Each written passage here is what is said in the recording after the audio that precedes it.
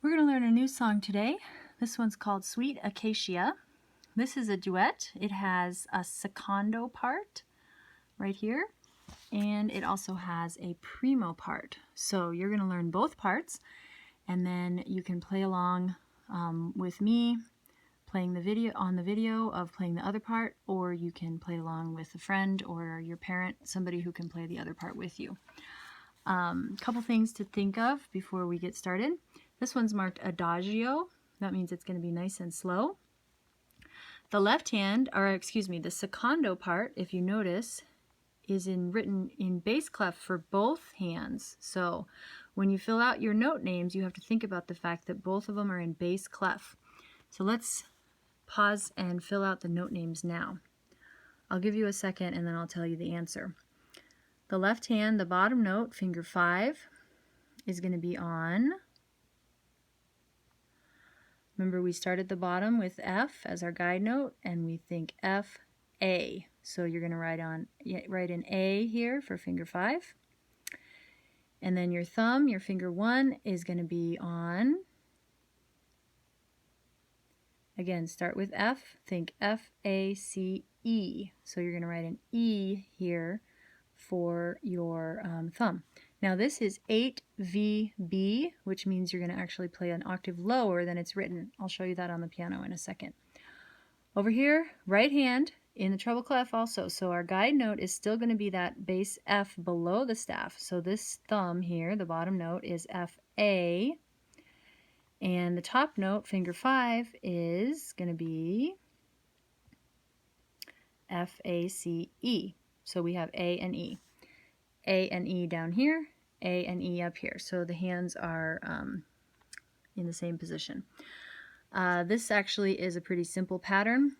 You have your rhythm of left hand holding a whole note. So we're going to go 1, 2, and 3, 4. 1, 2, and 3, 4. Just notice that the left hand and the right hand both move down a step here.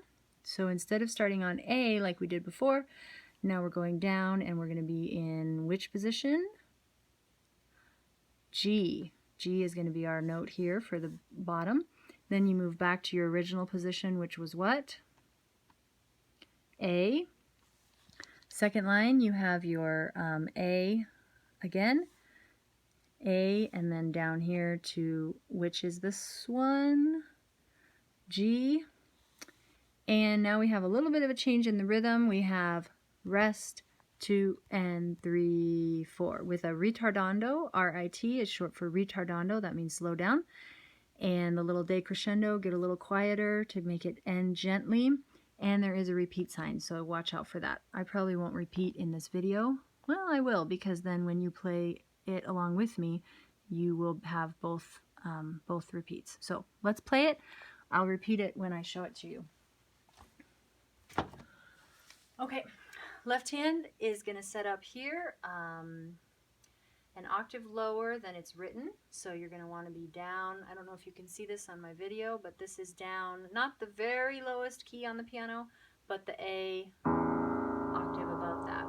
Right hand is also down low because it's in bass clef, so down here in your bass clef. Okay, and here's how the speed we want it to go. It's marked P for piano, so we're going to play it quietly. Play along with me if you can, or listen and then go ahead and turn off the video and practice it on your own. 1, 2, ready, go.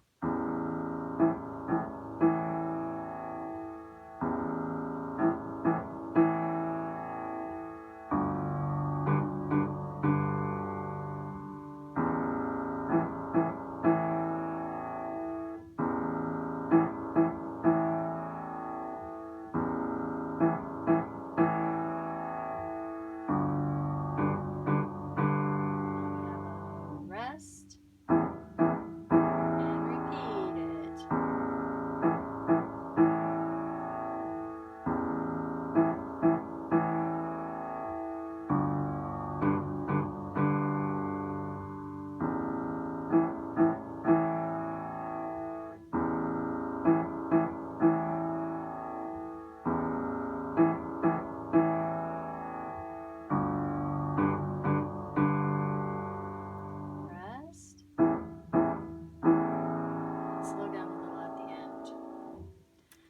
let's look at the primo part. Let's mark in our notes to start. So we want to think about this one here. What's your starting note? 3 is going to be on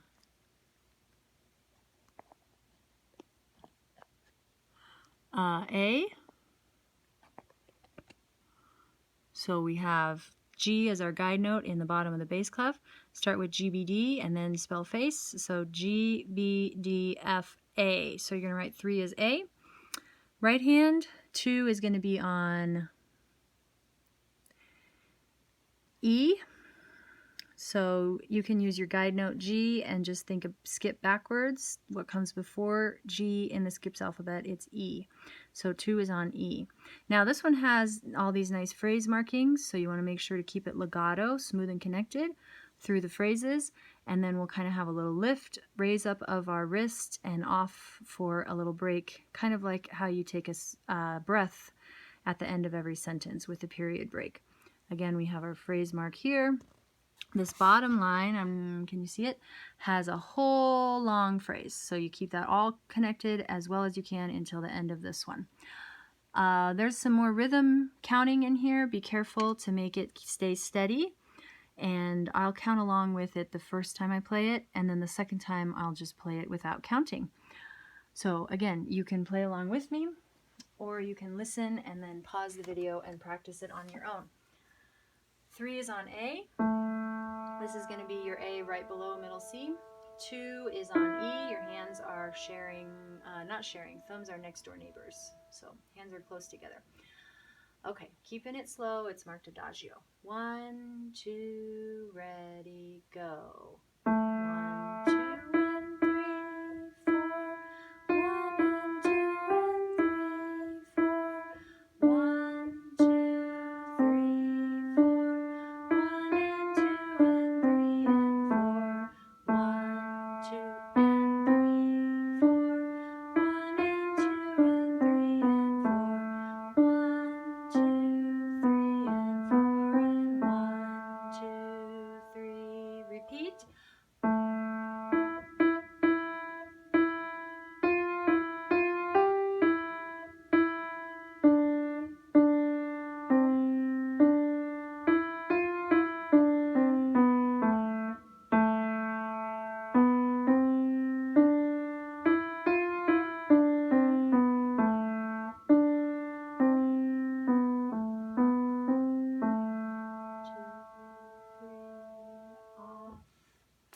One thing I forgot to say about this part, if you want to mark the thirds as you go through, you can do that. There's a couple places where there's thirds that might trip you up, so mark those if you need to. Good luck, have fun, do well.